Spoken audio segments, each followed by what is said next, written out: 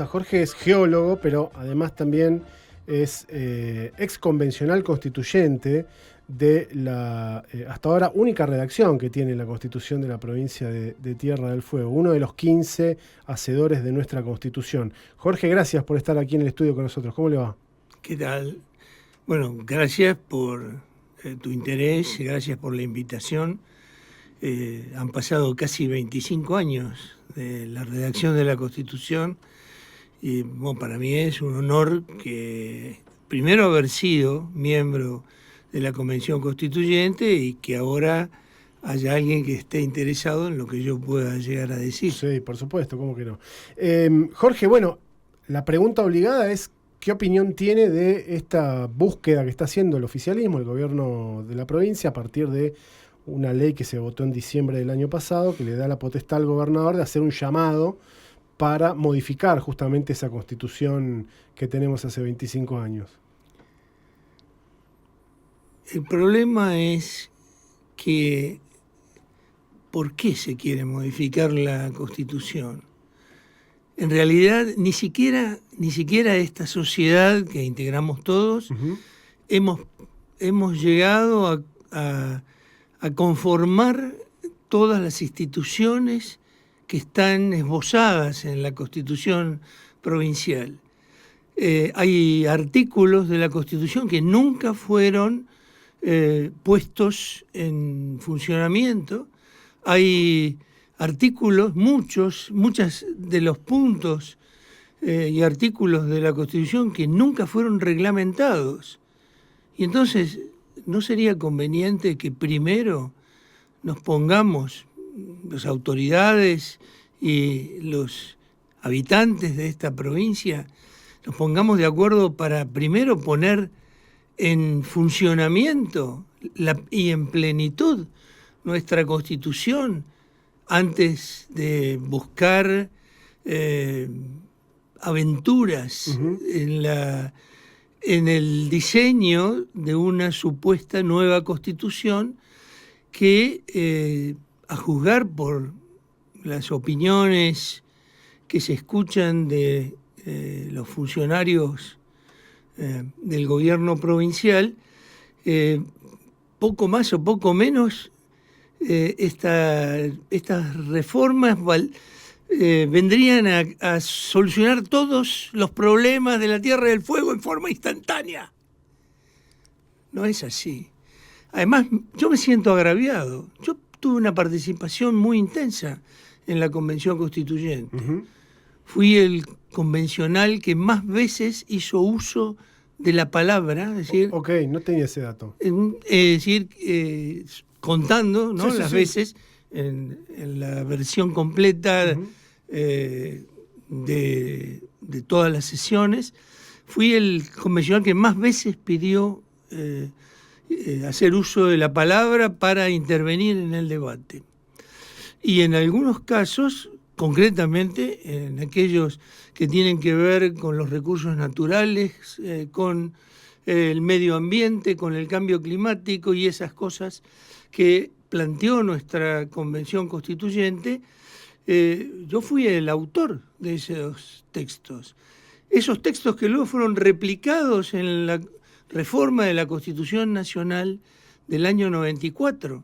Es decir, que los constituyentes del año 94 nacionales tomaron de la Constitución de Tierra del Fuego casi textualmente algunos de esos artículos. Claro, yo me acuerdo que... Entonces, ¿qué sentido tiene ir a reformar totalmente o cuasi totalmente una Constitución que ni siquiera, yo me gustaría saber si pudiéramos en un diálogo cara a cara con algunos de esos funcionarios, si realmente saben de qué se trata?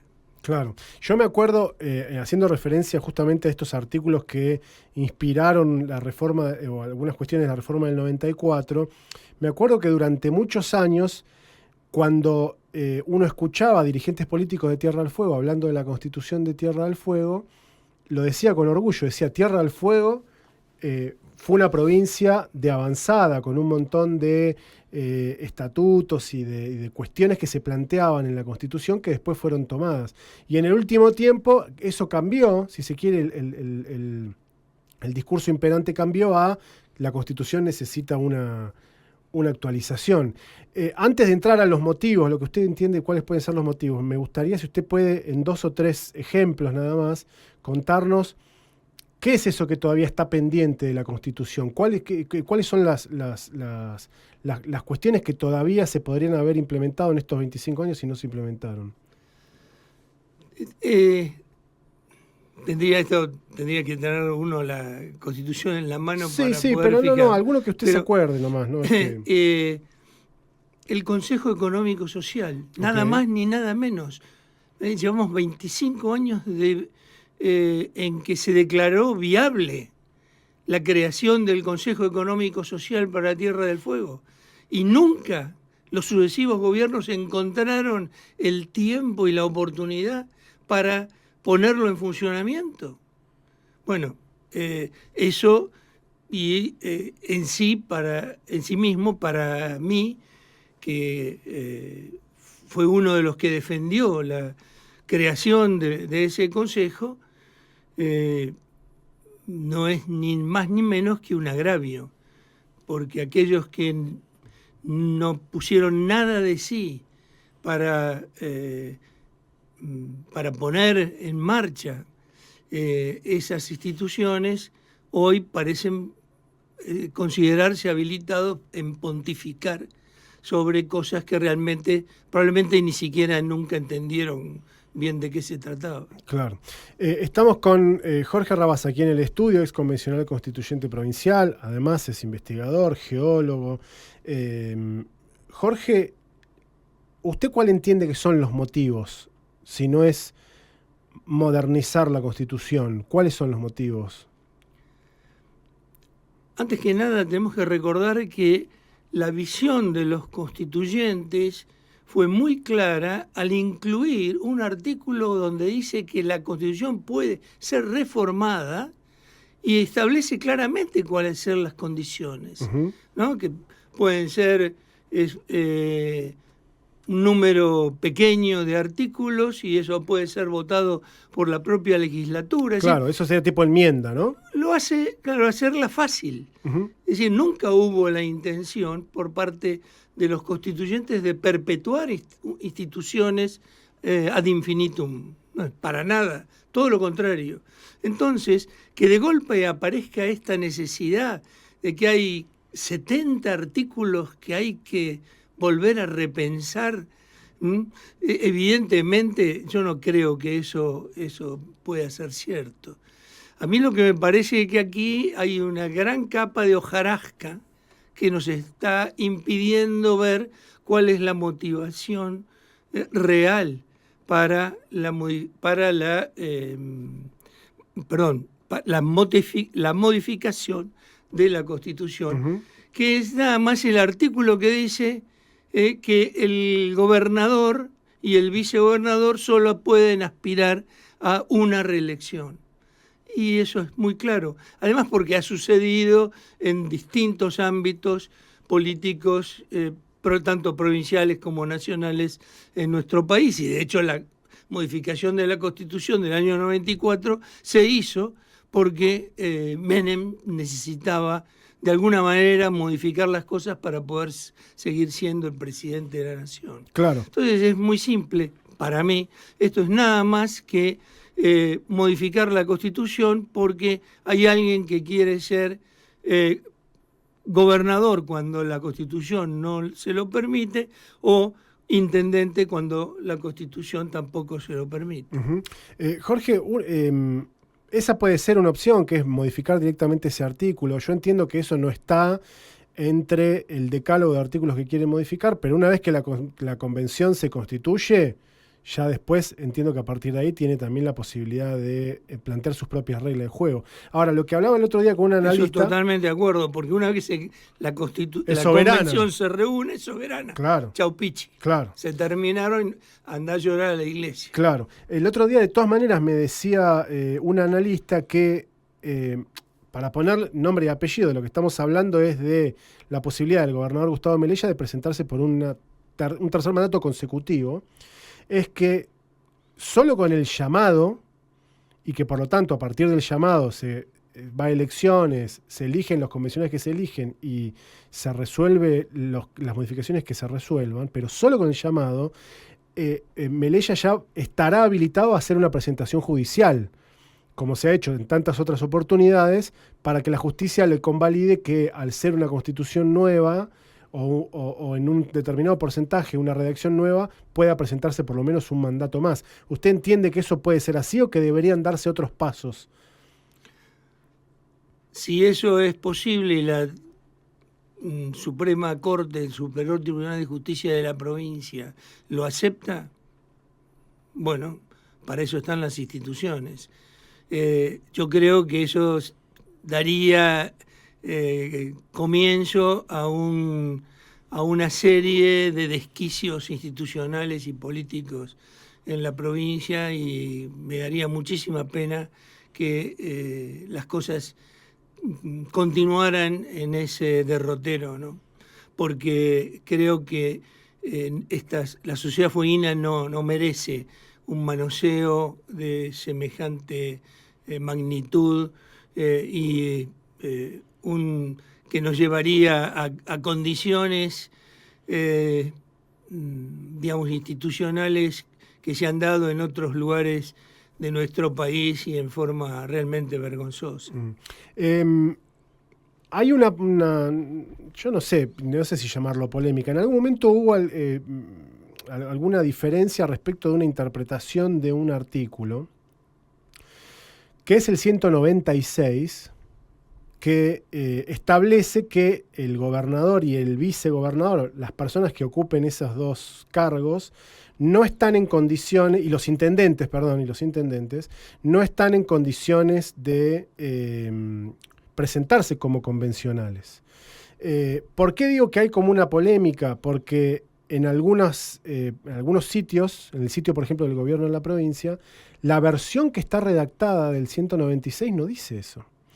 Hoy hay declaraciones en el diario, creo que es Provincia 23, del ex convencional Augsburger, en donde ratifica que tanto los que ocupan la gobernación y la vicegobernación como los intendentes no están habilitados para poder presentarse. Y el otro día yo veía en las redes sociales de el consultor Luis Castelli, que tiene una versión taquigráfica, o sea, un diario de sesiones. Tiene la Constitución que se repartió en aquella época y además tiene ejemplares del diario de sesiones en donde la redacción queda claro, que es que gobernador, vice e intendentes no se pueden presentar. No sé si usted tuvo posibilidades de por lo menos enterarse que hay un run de que podría haber una doble interpretación de cuál es el artículo que está realmente escrito.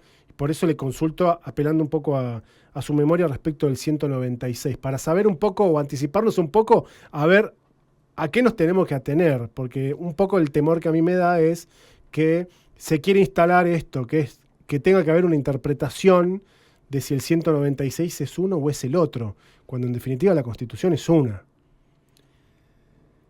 En fin, insisto, toda esta gran movida tiene como único objetivo facilitar la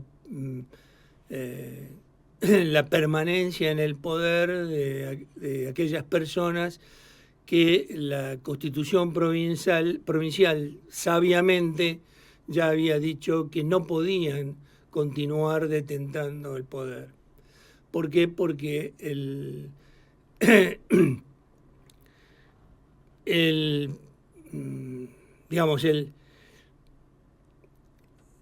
poder acumulado lleva solamente a condiciones extremas que desnaturalizan el funcionamiento de las instituciones democráticas. Esto aquí y en cualquier otro lugar de nuestro país o en otros países que tengan sistemas institucionales similares al nuestro. Sí, la opinión del doctor Augsburger es la que acabo de escuchar, no me cabe ninguna duda que esa es la interpretación correcta. Sí, además porque es literal lo que dice el artículo. Yo se lo quiero buscar y se lo quiero leer, porque a mí también, digamos, no hay lugar a dudas. El temor, en todo caso, es que alguien crea que puede haber algún tipo de duda o de interpretación, porque lo cierto es que no. Lo cierto es que el texto es muy clarito, ¿no? El artículo 196 dice: para ser convencional se requieren las mismas condiciones que para ser legislador. El cargo de convencional no es incompatible con otros cargos públicos, salvo los de gobernador, vicegobernador o intendente municipal. Los convencionales gozarán de las mismas inmunidades parlamentarias que los legisladores. No es aplicable a los convencionales constituyentes la inhabilidad prevista en el tercer párrafo del artículo 92 de esta Constitución. Es decir, el cargo de convencional no es incompatible con otros cargos públicos, salvo los de gobernador, vicegobernador o intendente municipal. Ahí es que el convencional Augsburger dice en esta entrevista efectivamente que ellos no pueden ser candidatos, básicamente. Es cierto, ese era el espíritu que primaba en la Convención Constituyente y que fue claramente sostenido por lo menos por un sector del MOPOF, que era la bancada mayoritaria. Uh-huh. No quiero decir todos porque probablemente no fuera así, pero el sector mayoritario estuvo totalmente de acuerdo con el contenido de ese artículo. Sí. Mire, leyendo incluso el diario de sesiones, cuando se lee el secretario Romano lee el artículo, la presidenta Mingolancia dice: si no hay observaciones, está a consideración el artículo, y se vota y es afirmativa, y la presidenta dice aprobado por unanimidad. Así que en este caso le diría que incluso se votó unánimemente. Mejor aún. Claro, o sea, no hay lugar a discusión. El problema es que, por lo menos por la información que uno maneja, hay como una... de hecho, en el sitio, insisto, en el sitio del gobierno de la provincia, la versión de la Constitución que está redactada no tiene el 196 redactado de esta manera, ¿no? O sea, tiene el faltante de la presencia de los titulares de los poderes ejecutivos. Bueno, eso sería un delito, porque modificar por una vía impropia un artículo de la Constitución que luego es distribuido como un documento público por parte de las autoridades, tanto provinciales como municipal, se constituiría un delito. Cualquier abogado con ganas de llevar adelante este debate, claro, seguramente podría entretenerse un rato. A los que les gusta litigar. Sí, efectivamente.